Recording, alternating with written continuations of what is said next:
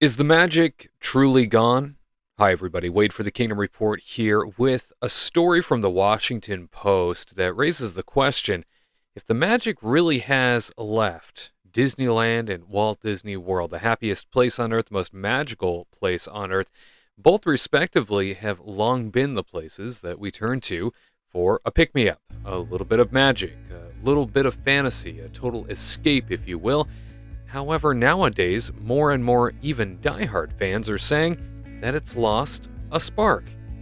The Washington Post writes that Matt Day has spent much of the pandemic indoors with his family, watching Disney animated films, moving from Brave to Frozen to Moana to Encanto.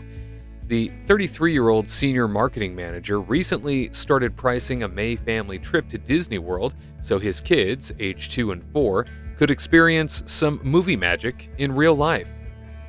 Even though his 2-year-old is young enough for free admission, Day said the cost of tickets for 3 days would amount to $1,455 if his family wanted to visit multiple parks in one day.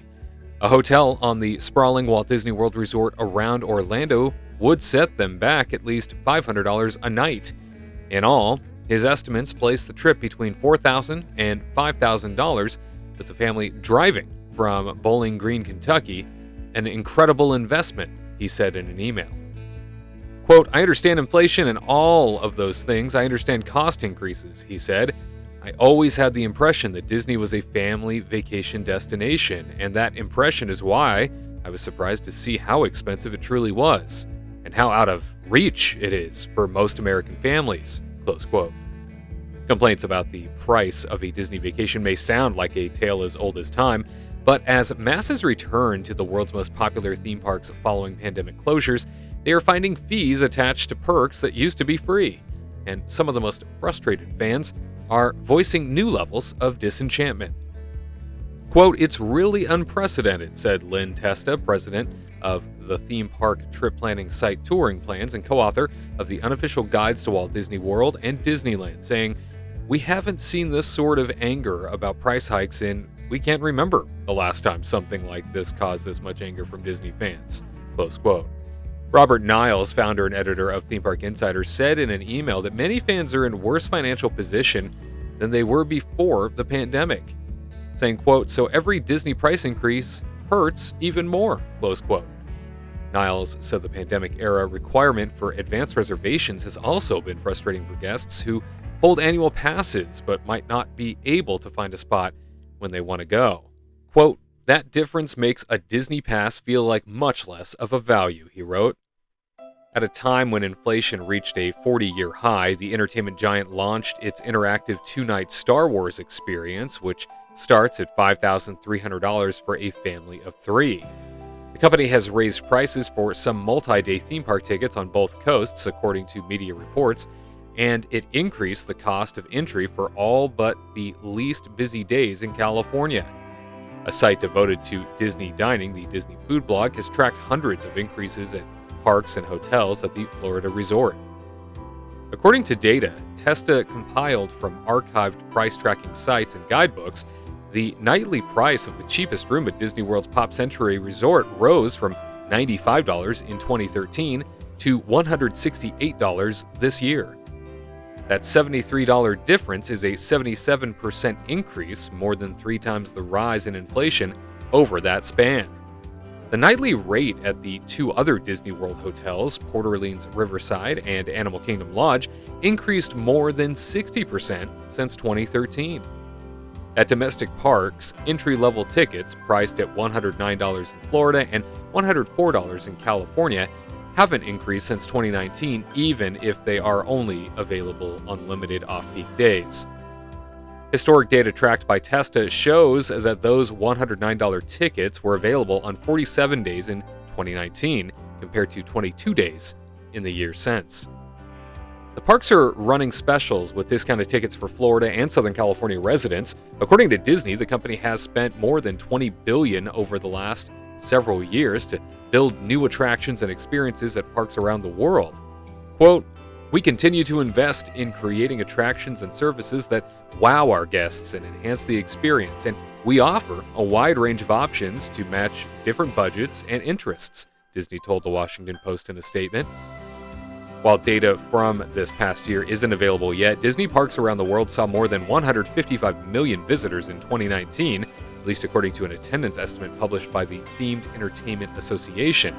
According to Disney, negative comments, many from vocal superfans, are far outnumbered by positive comments about the theme parks. Testa doesn't see that attendance falling away. He said he is not sure if the company has earned its price limit, or if it's even clear where that limit is. Saying, quote, "They can continue to raise prices 5 to 10% a year for the foreseeable future, and there are still enough American households making enough money to visit. The danger," he said, "is if public opinion turns against the company." Saying, quote, "I think Disney's worst nightmare is if Walt Disney World isn't considered an aspirational destination for most Americans, but if it's instead viewed as something that rich people go to," Testa said. The new 2-night Star Wars Galactic Star Cruiser experience, which includes a themed hotel and food, role-playing adventures, and a trip to the Star Wars section of Disney's Hollywood Studios, starts at $4,800 for 2 people on weeknights in the slow late summer season. Citing 2010 data from the U.S. Bureau of Labor Statistics, Testa said the Star Wars jaunt, which he recently took, costs more than what 80% of Americans spend on vacation all year. It's even higher than the top 20%. For now, devotees continue to descend on Disney World, forcing parks to limit access on their busiest days to manage crowding, and when fans get past the gate, they have been spending more money than they did even before the pandemic. One big contributor, last year's edition of app-based ride reservations. One option, Genie Plus, allows people to tack on $15 in Florida or $20 in California to skip lines on multiple rides except the most popular attractions. Another feature lets guests pay a la carte for individual lightning lanes to access shorter waits for those desired rides.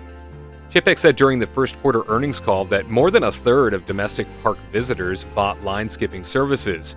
During the extraordinarily busy holiday stretch, more than half of guests paid for those add-ons. Quote, "While we anticipated these products would be popular, we have been blown away by the reception," he said. But the service also has detractors. Andrea Sylvester, 37, went to Disneyland last month with her family of 4 and spent about $1,100 for tickets, a line-skipping privilege, food, and merchandise. She said the system was hard to use and kept her on her phone constantly, so much that she needed to charge her phone throughout the day. Sylvester grew up in Florida and went to Disney every other year. She wanted the same experience for her children, ages 14 and 9. But the logistics specialist from Fort Worth said that won't be the case. Saying, quote, "It will have to be an every few year experience because we cannot justify spending $1,100 on a day and still not be able to see everything we hope to do," she wrote in an email. She said the looks on her kids' faces were priceless when they saw mascots dressed as their favorite characters, but higher costs mean we will have to hold those memories a bit longer and experience them less in person, she added. Testa said he believes that the latest rash of discontent bubbled up after the company started charging for the formerly free Fast Pass and doing away with Disney's Magical Express bus service, the free airport shuttle for hotel guests, at the beginning of the year. Those changes can add up. A new shuttle, similar to the free version, now costs $16 each way for every passenger older than 10 and $13.50 for children ages 3 to 9. For a family of 4 adding the Fast Pass replacement, the cost would amount to an additional $60 a day. Quote, "Disney gave away Fast Pass for more than 20 years, Testa said. Now it's individual Lightning Lane and Genie Plus, which is not only a complicated system, but 2 separate charges for what used to be free," close quote. According to Disney, the service was designed based on guest feedback.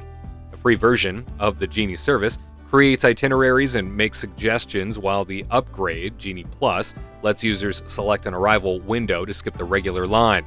The company's survey results show those who use the paid version have a better experience than those who don't.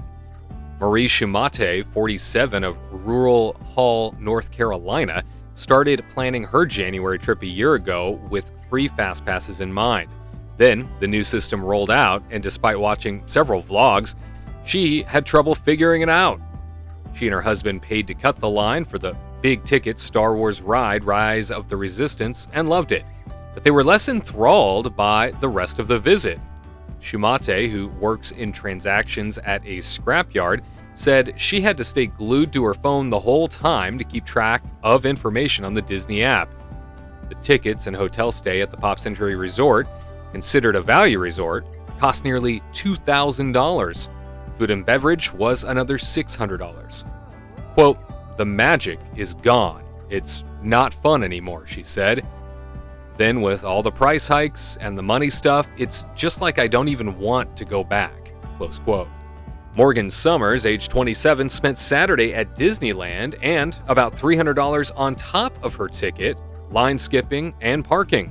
In an email, she called it an insane amount of money for lunch, dinner, snacks, drinks, merchandise, and a premium ride, but she said she had a great time. Summers, who is preparing to move from Los Angeles to Texas, said she can afford the visit because she has a decent job and only has herself to support. But she said she couldn't fathom the cost for her family, especially if they needed to travel and stay at a hotel. "I was just so shocked," she said. "I couldn't imagine the average working-class family being able to afford it." In an interview with CNBC last month, Bob Chapek, the Disney CEO, said demand is driving those prices. Quote, "We have a fixed supply and we commit to our guests to give them the absolute best Disney experience no matter when they come. One of the ways that we do that is by taking those guests that want to have a more bespoke, more personalized, more customized, more expensive day and using that essentially to keep the lower prices on the second Tuesday in September." Matt Heitzman, age 49, started visiting Disney World as a kid growing up in New Orleans. He later worked for the company for 12 years, including at Disney World in Florida and Disneyland Paris. But after a visit with his wife and 3 children early last year, the Louisville man said the family's Disney days are done. It's not just the prices, though. Heitzman said the price of the deluxe hotel they splurged on felt like a gut punch. He said he feels like the company isn't giving guests what they want, instead investing too much in technology that keeps people on their phones instead of delivering long-awaited rides on schedule. Heitzman also took issue with comments McCarthy made during an earnings call in November in response to a question about inflation. She said the company was considering reduced food portions, which she suggested could benefit people's waistlines. Quote, "You admitted you're going to price gouge us," Heitzman said. "On top of that, you kick us in the teeth," close quote. For the Heitzman family, future vacations will include national parks, museums, and historic sites, and eventual trips to Universal theme parks. Heitzman said he wants his children, who are 11, 7, and 3, to have a learning experience on vacation, like the Epcot Park in Florida was meant to provide when it opened.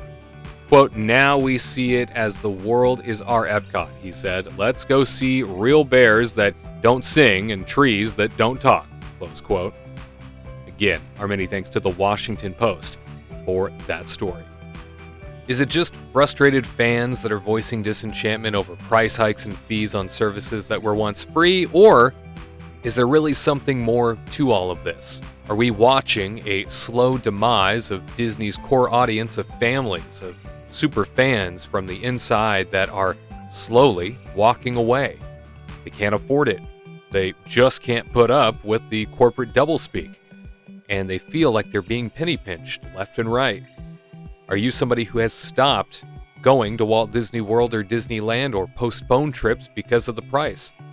Are you somebody that, no matter what, will continue going back to these Disney parks regardless of the cost, and maybe you'll just do a few less trips, but you'll still make it? We really do want to hear from you here as prices continue to go up, and as frustration continues to rise. It's very important to hear from the Kingdom Report audience and from Disney fans around the world exactly what they're thinking when it comes to how the Walt Disney Company is handling the most magical place and the happiest places on Earth. For the Kingdom Report, I'm Wade Heath.